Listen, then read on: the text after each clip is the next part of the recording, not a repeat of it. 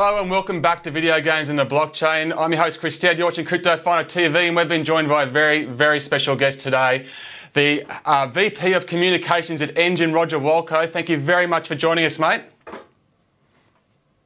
Thank you for having me. Whereabouts are you at the moment? We're in sunny Sydney. Are you in a sunny part of the world? I'm in sunny Austin, Texas. Oh, that is sunny. That's hot. I've been there before. Mate, I'm quite pleased about it. Mate, let's get rolling straight in. You've got a big history in the industry. It includes a decade of work at Activision, also at BioWare. You've done some work on the HoloLens, I believe, as well, which is amazing. So why do you feel that blockchain gaming is kind of the future? Blockchain games are the future of gaming? You know, for a long time, ever since I first got into games a long time ago, like in the early 90s, I've wanted to, predominantly I'm a designer, although I do have an engineering background. And there's certain things that I wanted to do, and you couldn't do them, right? You couldn't really do them. And if I might go on about it a bit, you know, it's for instance, if I play Diablo, it's not that cool to have that armor set because it's cool. It has utility in the game for me. I'm going to enjoy using that, but it stops there at the end, you know, within Diablo's little world. So if someone else has it, I know they may have hacked a copy or purchased a copy. But all of a sudden, if I really make it where there's only one of those or there's only three of those and it's truly unique, we're so used to thinking within a certain MMO type box that all of a sudden now, if we get out of that box, we can do, by treating these things as real, we could do totally cool new types of game design. And that's really amazing to me. And also on a practical level, this creates new revenue streams for the many studios out there. So who can then make more games? So yeah. And also, I guess, revenue streams for the players playing the game? That is also true. That is also true, yeah. I neglected to mention that. All kinds of new stuff, but mainly, you know, I'm always about the gameplay. It unlocks all kinds of new doors, and I'm glad to kind of cough up some examples if you like. I don't want to bore you. No, cough up some examples, please. Go ahead. Okay, so, you know, probably my pitch that got me into the game industry was another MIT buddy and I actually went to Sony and pitched this idea. This is sort of before EverQuest. Hey, we, you know, like a lot of other people, we have a vision of this new thing called online games. And they actually gave us some money. And actually what was really cool is that the brand new person at Sony that was working with us at that time is now Connie Booth, who basically runs Sony in America. So we're still friends, and it's really cool to see, you know, she's the queen. So we had this vision. And a lot of it was based on, hey, if we can make unique objects, like, you know, things that are hard to get and are not clonable, then players will create their own content over those, right? If there's only one of a certain magic ring or magic sword, then, you know, people will fight over that or whatnot. And so now we can do things like that. We can make unique items. We can make players able to actually craft an item that is truly unique. That's their offering to the game world, right? All kinds of weird stuff. We're going to start seeing there are people nowadays who their version of gameplay is they like to trade and collect game objects and be a trader and sell them in the real world, which is kind of like, you know, I want to be a trader in the game, except I can do it in real life for real dollars. We can do things like we can make real world things that turn into a game object. You know, we can do the equivalent of what I call the digital Happy Meal, right? You unwrap your McDonald's hamburger and print it on the wrapper. There's a QR code, or even better, laser burned onto the hamburger bun itself is a QR code. You scan it, right? And oh my God, you got a gold rare, you know, you got an item for Minecraft. We don't know what it is. Well, you know, assuming that QR code wasn't used once before, which is something that Enjin can do, it can detect that. Oh my God, you got a golden pickaxe for Minecraft. And wow, these are super rare when you look it up. Oh my God, you know, it shows up in my Enjin wallet right away. And if I open Minecraft, there's my item. All for the hamburger price. Or I don't play Minecraft yet. Gosh, you really should get onboarded into Minecraft because you got a rare item. All kinds of crazy stuff like that. Players could combine and craft items. And kind of, I think this is sort of when I play that kind of game, there's a kind of wish fulfillment that I can't do. You know, I might wish that I was one of only 3 Jedi crafters in Austin that can actually make you that rare lightsaber. And you have to find me in the game and be like, you know, please, Sifu, like, will you make it for me? And I brought you $20 and I did the quest and got all the parts. So that's wish fulfillment, right? And so this opens up a new kind of wish fulfillment, I think.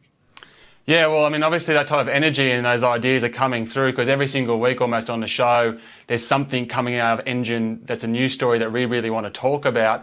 There seems to be, or it's coming from one of the developers, which is kind of using your software development kit or using the engine in some way. Like, how does that kind of, what's that environment like with the studios there? Are the various studios using Enjin close to each other? Does it remind you all of your days in Activision where multiple developers are kind of under that one umbrella?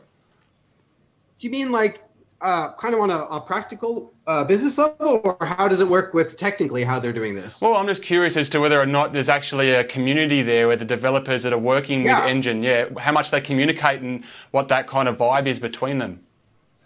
Yeah, it's really interesting as the tools are very, very close to releasing in the Unity Asset Store, right?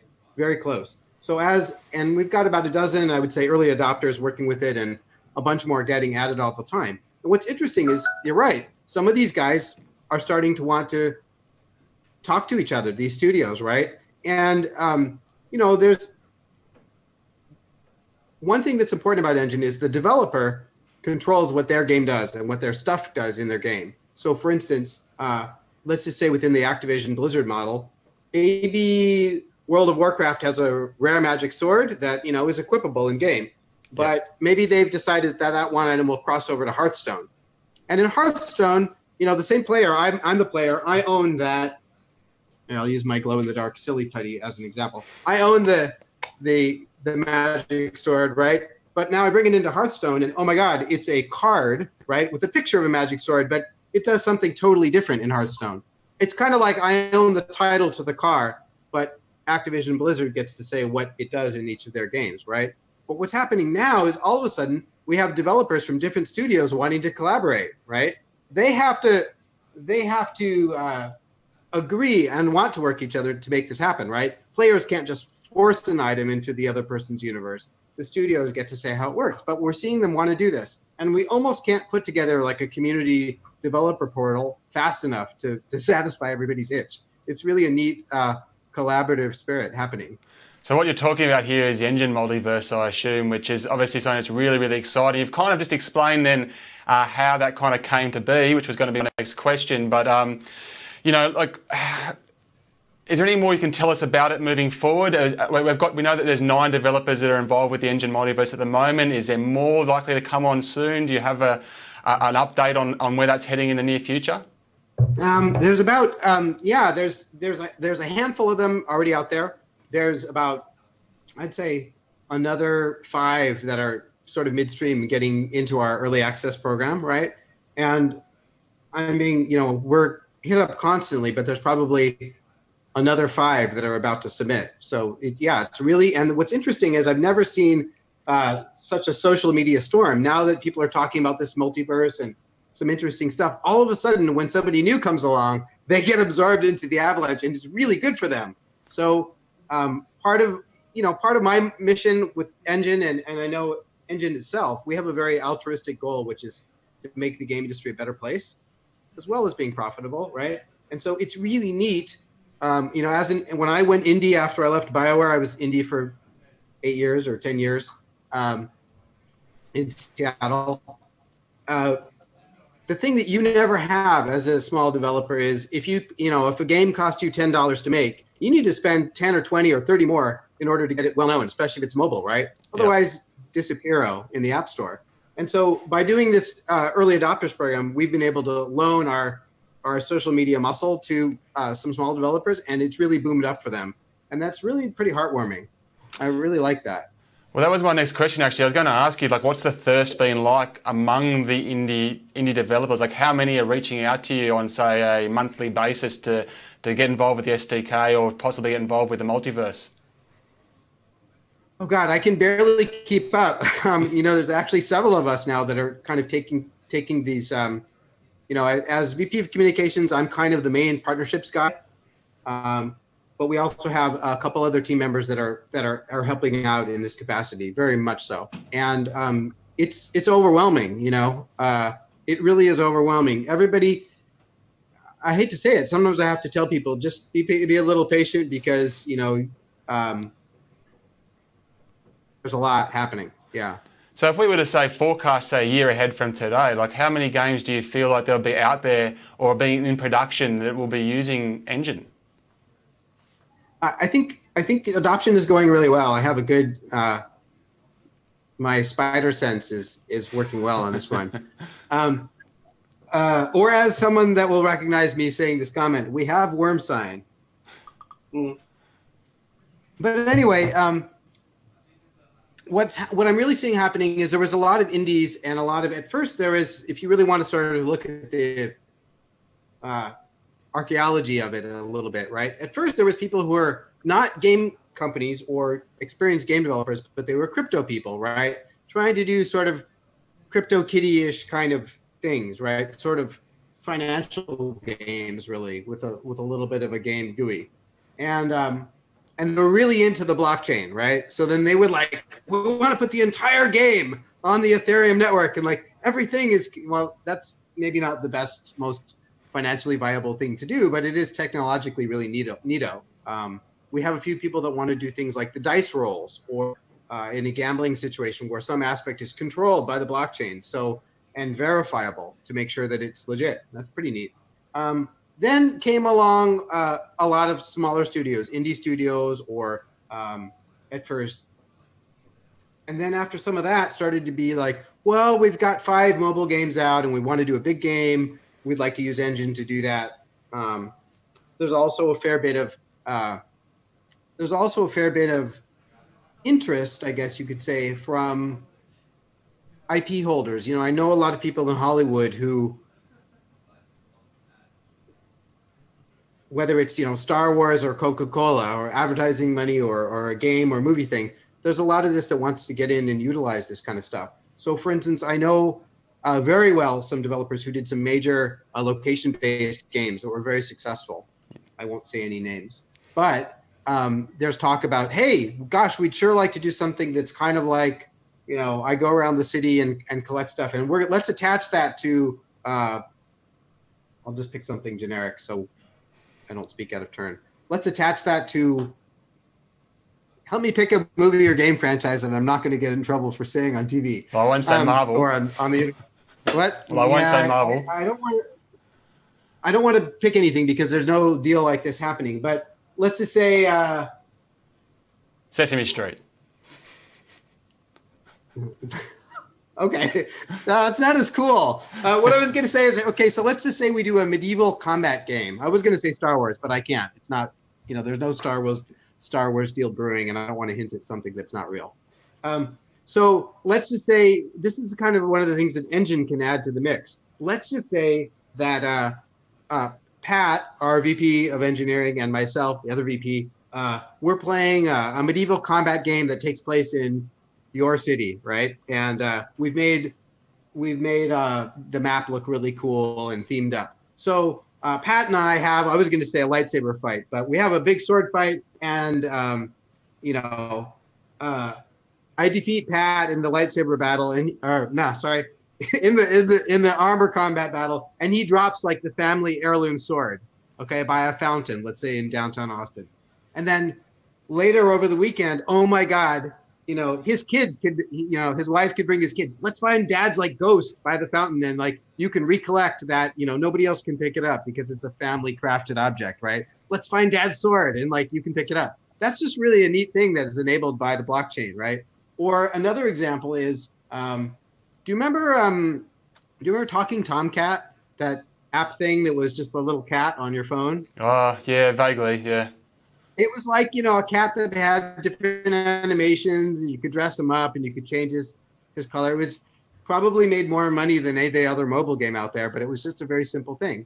So using the same example, what if when I cruised around town, I could find, like, you know, maybe from the various leftovers from various combats or whatever, or I could dig and excavate, I could find armor parts or things, and I could craft like a truly unique item, right? And then what if we said, hey, every time you go to what's a chain that exists in Australia as well as in the States? Got one? McDonald's. Starbucks. Every time you go to a Starbucks, it's a trading portal. So you'd crafted like a unique custom set of armor that was really cool looking. And maybe you could even sort of trade the blueprint of that to your friends via the blockchain, right? I've designed this, it's my own creation. Here, I'll give it to you. But gosh, you're at a Starbucks now. The app would say, gosh, we noticed that you're at a Starbucks, and Starbucks are trading portals. So there's 5 other people here playing medieval combat game. Do you want to trade, right? And we could trade like, I'm going to give you a bunch of like easy armor parts that are commons, and I'm going to give you 12 of those, but I want you to give me the rare like medallion for my breastplate or whatever. That's super cool because we've now taken gamers outside of the game into the real world and made that into a game too. So all of these kind of things are really exciting for me. And so I was talking about the progression of studios. We're seeing some studios from the indie side up to kind of like that level, right? Doing stuff. And now some of the bigger companies are finally starting to come around. And it used to be they didn't come see me at a trade show, but now I won't mention any names, but a lot of big studios have shown up and be like, hey, we've heard about your stuff and we're looking at it. Of course, it's a more conservative business decision for them, but that's very exciting, right? Really exciting stuff. So I think we're going to see a rise in adoption of Enjin. May I go on a bit more? Is this too much information? No, well, I was going to say, like, one of my questions was, what do you feel like it needs to be, what needs to happen in the gaming scene for blockchain gaming to get a bit of more mainstream acceptance amongst gamers? And I guess you're talking about that now. Do you think it'll be more that kind of like, global experience, like a Pokemon Go, for example, that goes off and has that kind of connection, or do you think it's like a Fortnite or, a Diablo that gets involved? It'll do it more. I think we'll see all of those things that you're talking about. I also think that we'll see something like, given that the global economy of tradable, game objects only, virtual game objects is like $90 billion a year, right? And there's a huge black market with all this money leaving the industry. One of the things that we can do that's very healthy is say, hey, you developer now can control your own black market, right? You can list or unlist any trading website you want. You can let players, trade in the app on their phone, using the Enjin wallet, or if you want to whitelist this or that trading website, you control that. And furthermore, you can say, well, it's free. We're a big company like Fortnite or something. We don't care. It's free. Or you could say, well, we're a small free-to-play company. Just give us a 2% fee for all of your trades, right? A little tiny bit of money goes to the dev, and it's enough that it creates a very healthy revenue stream without pissing any players off. So I think, in a way, we're going to see some of the power that only big companies can afford right now coming even into the small studios. We spoke before about the 9 games that we know about for the multiverse so far. Often with a lot of the big kind of, I guess, middleware solutions, which is what Enjin Coin's SDK is becoming, a first-party game that really pushes that, like a Fortnite for Unreal, or Crysis for Crytek and so forth. Are you guys working on any like first-party stuff in-house? Any sort of games there? I mean, are we making a game ourselves? Yeah. We do have a little, as a test, we did like a little game. I don't know if I should announce it yet or not, but go ahead. Cool little, more like a programmer's demo, right? We wanted to have something in the Unity asset store that a dev could just grab that just works. Yeah. Our stuff is very much, if I may touch on the technology really briefly, normally when we hear SDK, we think I have to do a lot of programming to get it working. Our stuff's so well integrated into Unity that there's literally just a panel, and you or I could create a bunch of blockchain objects. So this little sample project was intended as something that people can play, but also maybe download in the future and kind of just instantly get something up and working with an inventory system and craftable creatures and this kind of thing. So yeah, that's the only thing. We're really trying to stay focused though on being a tools and ecosystem supplier that you might think of eventually. Gosh, it's so easy to use. It's like PayPal or something, right? It makes it easy to use. We don't charge fees for this, but a developer can use it to charge a little bit of fees themselves. So right. I like that approach. And so stay laser focused. So you're setting up more like a Unity than, say, a Unreal Engine. It is set up that way. It will be integrated into Unreal, and maybe we'd hope some other engines soon. But Unity was our top our first shot. It's also integrated into Minecraft. Yep. Yeah.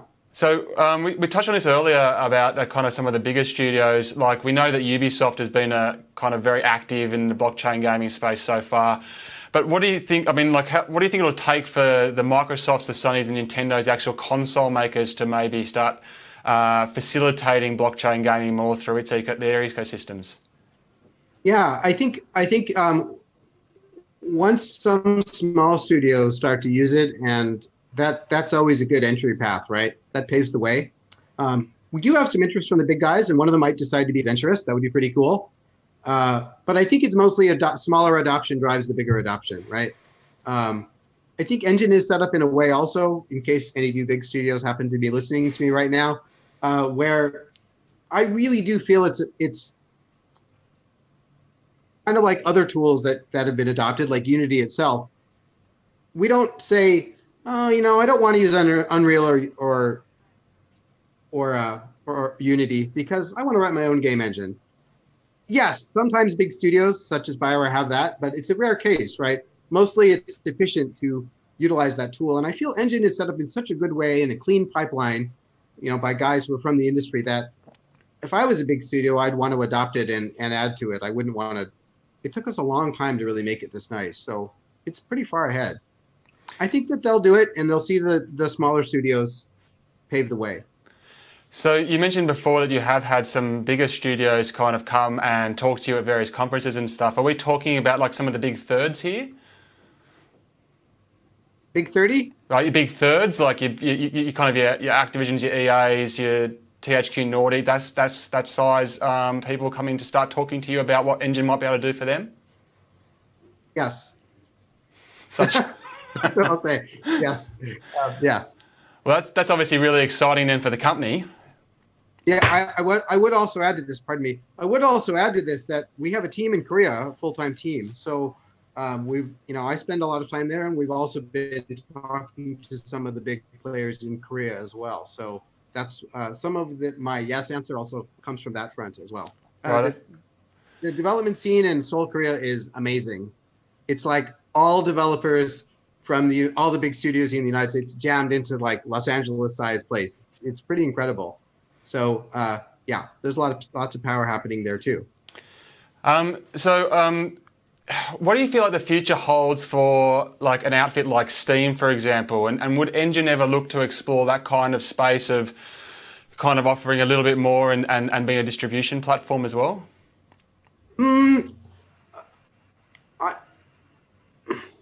It's not something that we're really pursuing at the moment. I have a strong feeling that we all want to work together in this space, right? So we're unique there are very few things that can do, or really no things that can do what Enjin does so well. And I like to sort of work within the ecosystem of all the other people in the space, right? Even I often advise developers how to work within Google and Apple's parameters and work within the legal parameters of your place and maybe work with things like Steam. We want to have everybody be happy and profit and work together. So that would be my more likely entry. And there are some developers trying to do very interesting Steam-like things with the blockchain. Of course, I'd like to work with Valve directly too. You just mentioned Apple, and obviously Apple's been in the news a little bit with banning, I guess, some crypto-related experiences.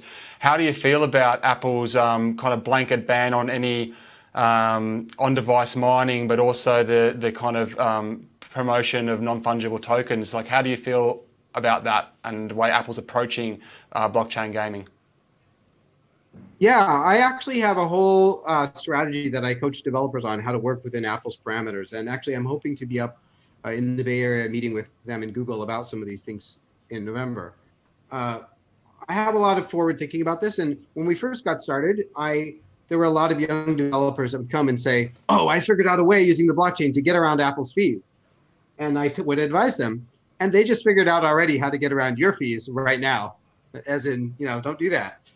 And their action proved that what I was thinking was correct, essentially. But I like to work within those guys. I like to work within their parameters. I do think that by the developers respecting and making sure there are clever ways. If you want to do these fees and things, you can always make sure that all the currency goes through their store, that they monetize it properly, and money doesn't leave the system. That's what I tell people to do.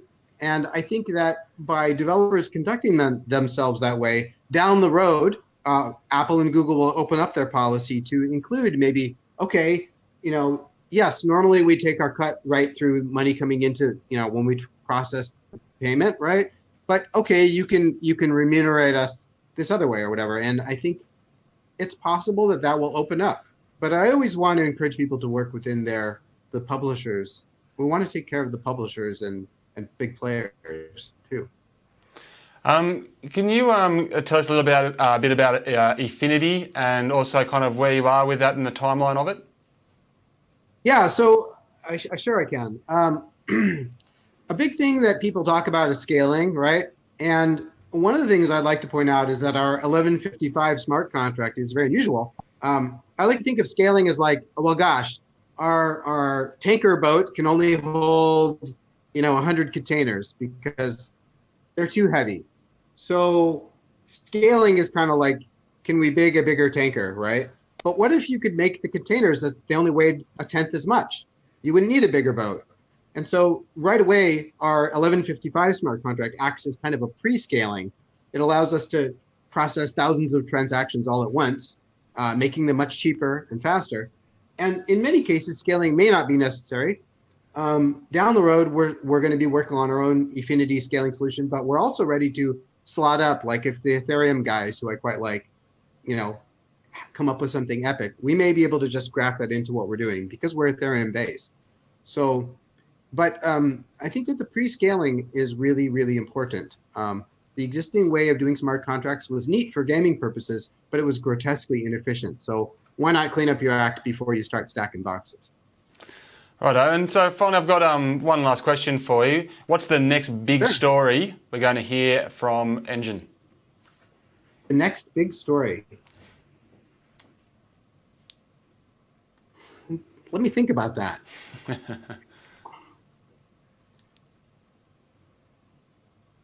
Is it this or is it that? I'm going to want to say, I think off the top, I'm going to want to say that probably the biggest thing is when we start seeing Enjin in a major game, right? We start seeing one of the big players do a game that uses Enjin and uses it in a really unique way, right? I think that's probably the most obvious thing. Yeah. Another thing would be some smaller players potentially doing some really unique functionality, like some of the crazy ideas I just threw out at you all. Someone does that kind of stuff, it's gonna go bonkers. Dude, someone does this social. We also have people, by the way, wanting to use Enjin and Unity for business applications, right? I want to, this is an example. This is not one of them, but I'm FedEx and I want to track some of my stuff on the blockchain, right? So game-like visualizers and things, that's a strong case. And I could see when somebody starts wanting to do this thing that crosses over from the blockchain into reality, or from reality, like that digital Happy Meal, into games, I think that's also going to be groundbreaking. Yeah, I really do. Well, mate, we are going to look forward to hearing all about it over the next coming months and into the next year as well. Mate, Roger Walco, from the VP of Communications at Enjin, thank you very much for joining us on Video Games and the Blockchain. It was great having you. It was a great chat. Thank you very much. We will catch you. Thank you so much for having us. No problems, mate. To everyone else, catch us for another episode of GXB, Video Games and the Blockchain, next week. Thank you.